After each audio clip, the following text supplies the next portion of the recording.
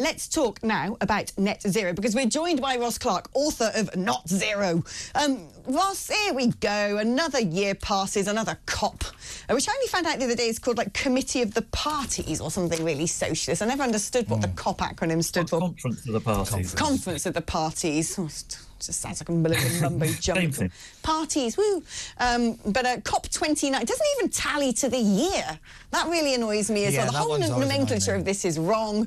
But anyway, I think the whole thing is wrong, isn't it? We first learn about the Azerbaijan hosting Cop29 by the fact that the guy running it, Mukhtar Babayev, the Cop29 president, wasn't he trying to like flog oil deals on the side? You can't make this stuff up. 500 people went over to attend from Britain, but none of the big boys bothered going. You know, Trump's coming in, he's going to scrap all this stuff anyway. But the big thing that they wanted to get over the line was, I suppose, climate reparations or money to developing world countries who will suffer the most from climate change, so they say. They wanted to get over $1 trillion. I think in the end, a last-minute compromise deal on Saturday night scared up about $300 billion per year by 2035 to help poorer countries confront global warnings, and it allows China's contributions to remain voluntary. Well, here we go. Brilliant. Ross, the COP is just a blimmin' waste of time, isn't it? It's a nonsense. We'll measure it in this way. This was the 29th meeting, as per the name. In that time, global carbon emissions are still rising. You go back to COP28 last year, you know, all these, we agonised for days over whether the communique was going to say we phase out fossil fuel use or phase down fossil fuel use.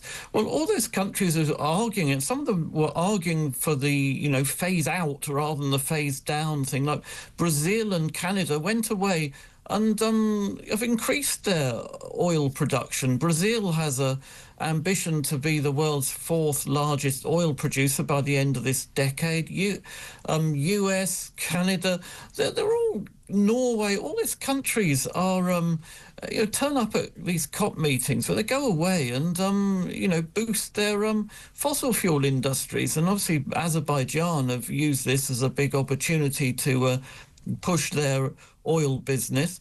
But there's nothing more ridiculous in my mind in this particular COP was when the Taliban turn up begging for money for the West and claiming that the real problem facing Afghan women is climate change rather than having to live under a brutal theocracy.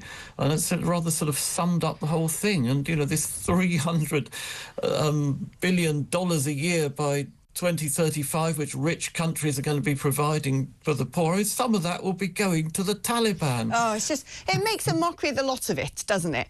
And, you know, I'm someone who's lived and worked across Africa extensively, and what Africa could really do with a little bit of foreign direct investment from people who aren't predatory mercantilists like Beijing and Russia, to actually help them industrialise. That would help enormously. That would create grey-collar jobs. That would help democratise, and that would sort of throw out the old corruption regimes of the past and help to modernise Africa. That would be the thing that would stop people from getting into small boats and fleeing to Europe, not climate change. This whole idea that, oh, everyone's sort of, you know, leaving Africa because of climate change is mad. I think the best thing we could do for Africa is actually say, here you go, we'll build you a power station so you can start manufacturing. Yeah, I mean, all these handouts are going to do, they're just turning developing countries into welfare junkies. We've got it over climate change, over slavery as well.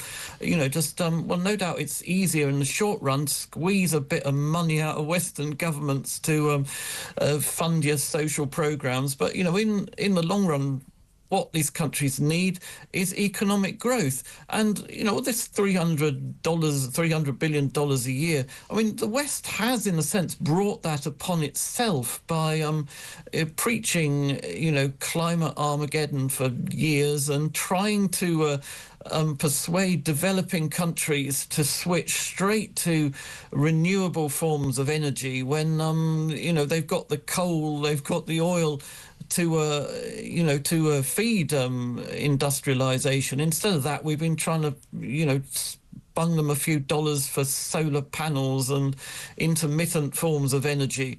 And, you know, what we really need is, you know, is to give those countries just the right, say, you know, well, you can carry on, you know, with an appropriate energy policy for you, which in many cases will mean coal and it will mean oil. But, you know, cheap energy is what, you know, enabled the rich world to improve lifestyles, improve life expectancy above, you know, beyond all that could be imagined 200 years ago. And I mean, cheap energy is what developing countries... Right.